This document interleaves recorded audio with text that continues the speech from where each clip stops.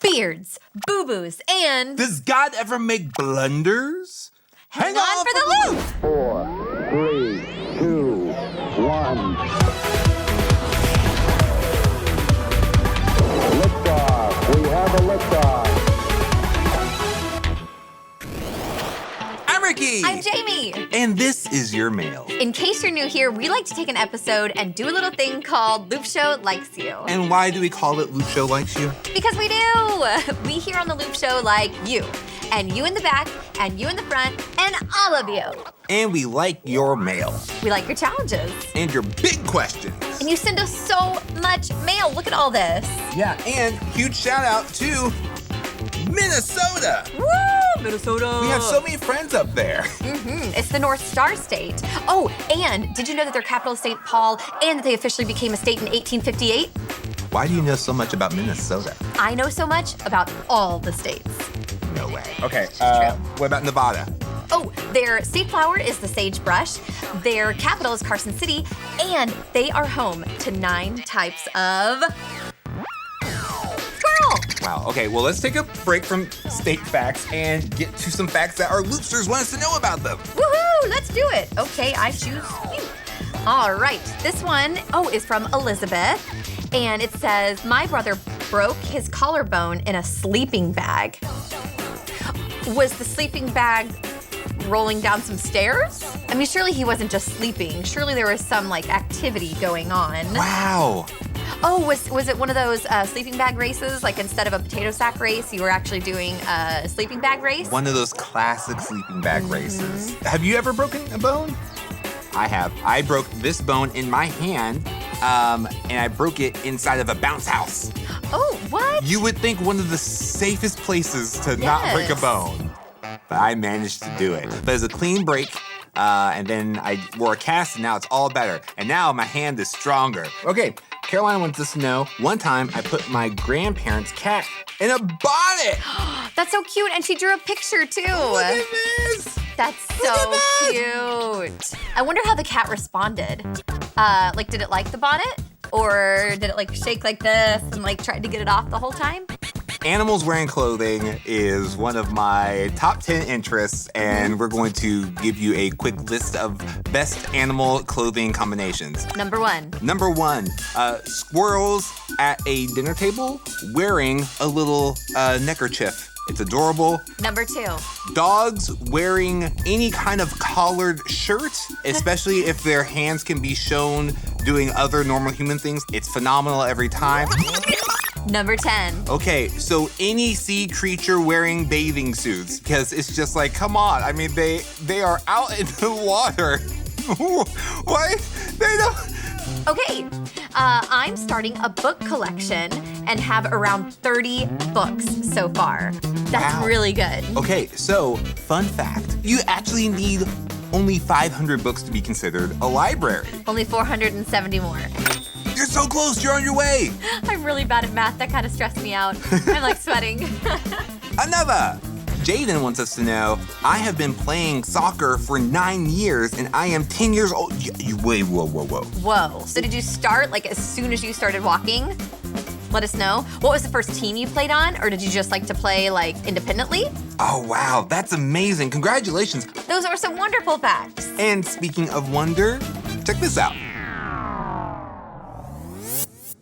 So earlier this month, I started this book, and it's a made-up story about this guy who goes on a hiking trip for 2 months by himself every single year. And one year when he's on his trip, he meets these 2 scientists who kidnap him, throw him in a spaceship, and launch him into outer space. And you'd think that when he's in outer space, he would be panicking because everything was out of his control. But in fact, the opposite starts to happen. When he's staring out the window and looking at all the stars, he starts to experience this thrill. He starts to feel excitement, and he says that the ancients got it right when they didn't call it outer space, but they called it the heavens above. And what I think this story is trying to tell us is that just because something is out of our control, that doesn't mean that it's necessarily bad. In fact, it can be good. And I also think about this verse. It's in Isaiah chapter 40, verse 26. And it says this, "Look up toward the sky. Who created everything you see? The Lord causes the stars to come out at night, one by one. He calls out each one of them by name. His power and strength are great, so none of the stars is missing." And what this verse is telling us is that if God is the creator of the universe, then you can trust that he is in control. He has a plan for the birds, the flowers, the stars, the earth, and for you. And following him is an invitation to enjoy mystery. So the next time that something changes or is out of your control, don't look down in fear, but look up in wonder. Because just because something is out of our control, that doesn't mean that it's bad. And God is a God who can be trusted. I'm ready for anything, for I can do everything, for I can do everything, through Christ who gives me strength. I'm ready for anything, for I can do everything, for I can do everything, through Christ who gives me strength. I know how to live on almost nothing or with everything. I have learned the secret of living in every situation, whether my stomach is full or empty, plenty or little. I know how to live on almost nothing or with everything. I have learned the secret of living in every situation, whether my stomach is full or empty, plenty or little. You know I'm ready for anything, for I can do everything, for I can do everything, through Christ who gives me strength. I'm ready for anything, for I can do everything, for I can do everything, through Christ who gives me strength.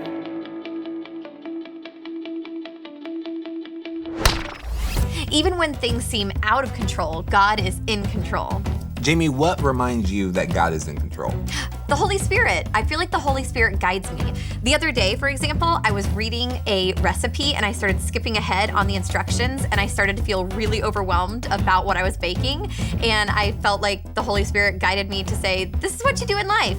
Don't stress about things that, aren't happening yet. You'll get there and I'll help you. That's great. Thanks. I love that. Anytime I'm able to kind of take time to reflect on my past and just see how, God's been there the whole time, it's just like, I get worried about how things are going to be in the future, but I've just seen that God's been faithful in the past, and that's how I remind myself that God's in control. Yeah, it's like all we see is the puzzle piece, but God sees the entire puzzle. And now the Wheel of Cards has joined us on the desk. Hello, William. This wheel is filled with challenges that you wanted us to try. So we're gonna give it a big spin and see what we're gonna do today. Spin the wheel! It has cards, that's why we call it the Wheel of Cards. Wheel of Cards. I said a big spin. Okay, here we go. Ooh, eat food with beards. So does the food have beards on? No, I think it's the other way. Oh, how fun! Oh my goodness. So the food doesn't have beards on. We're wearing the beards. That makes it better. Okay, what are these called again? Fruit roll-ups. Oh, fruit roll-ups. So we are supposed to eat these with our beards on. Do I remember that Yes. these Yes, these... those are tongue tattoos. You put them on your tongue. Tattoos. Yeah. Mm-hmm. I'm gonna do it. I wanna see it. I love that. Did it do it? It did! It did! Did I do it? Yeah! Eat these roll-ups. Where is my mouth?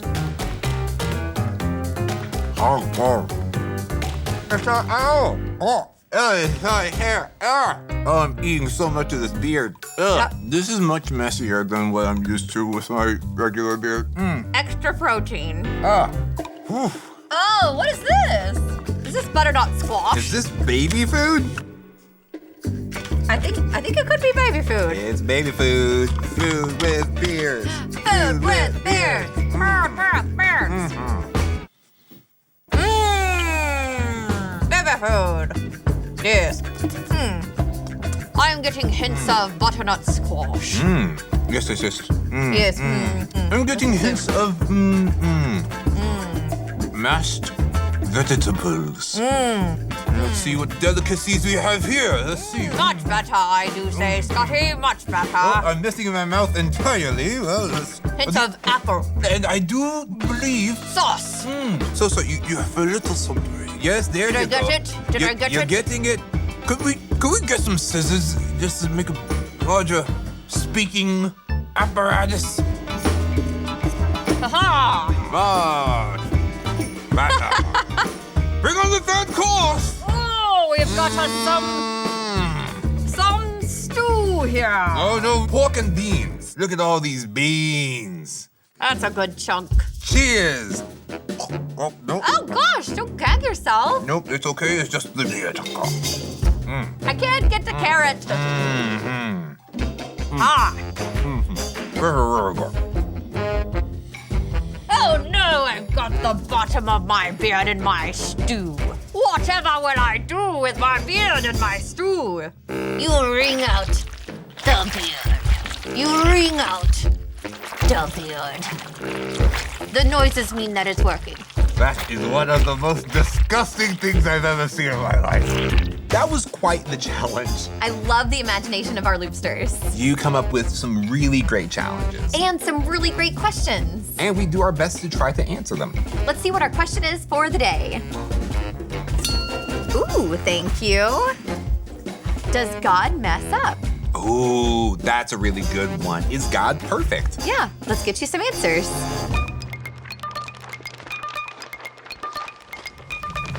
What's up, Loop? We got a really big question today. Does God mess up?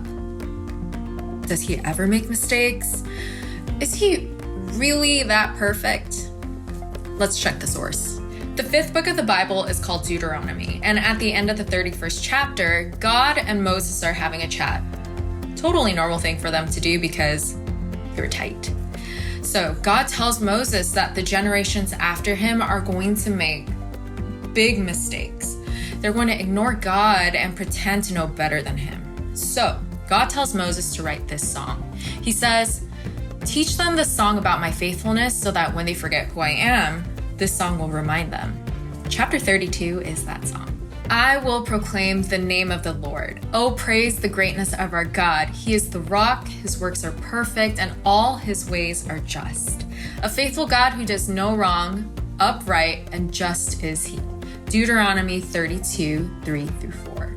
Side note, I love how this conversation is also a great reminder that having memorized verses and songs is a helpful tool to remind us to get back on track when we mess up too. Towards the beginning of the reminder song, Moses calls God the rock. He says his works are perfect and all his ways are just. God is always faithful because he is a God who does no wrong. God is perfect. He does not make any mistakes, and he does not mess up the way that we do. And since his works and ways are perfect, we can trust that God knows far more than we do. You and I can use that song as a reminder too. Now, as humans, we aren't perfect. We are accountable for the things that we choose, and we are going to make mistakes. We can't put our faith in ourselves or the world to be fair and just. But we can trust God. He is always faithful and rock solid. And if you have a hard time believing that, ask him to reveal that to you. Pray and ask God to show you how trustworthy he is. In a world full of shaky ground, God's perfect ways are something to be praised. There's been a lot in this episode to remind us that God is in control. Even when things seem messed up or out of control. We love your big questions. So keep them coming. thanks for helping make this show your show. We couldn't do it without you. Ooh, I actually had a couple of fresh ideas on how the Loopsters can get us mail. Let's hear it. So, go ahead and get some plywood. It's basically just like a bunch of flat stack wood compressed together. Write your message out on it, put it on your roof, and then our Loop Show satellites will be able to read it from there. Or you could travel to Jefferson City, which is the capital of Missouri, and you could see if you could find a Missouri mule who will carry the message to us. That is, after all, the state animal. How do you know so much about states? Or you could just type us a comment. Either way, we love hearing from you. And we hope that this episode reminded you that God is a faithful God who knows far more than we do. He is in control. And if you'd like to see more of your mail and your big questions, we have a full playlist of our other Loop Show Likes You episodes. Check it out on our channel. We like you, Loopsters. We do. And we hope that this week, no matter what comes your way, you remember to enjoy the ride.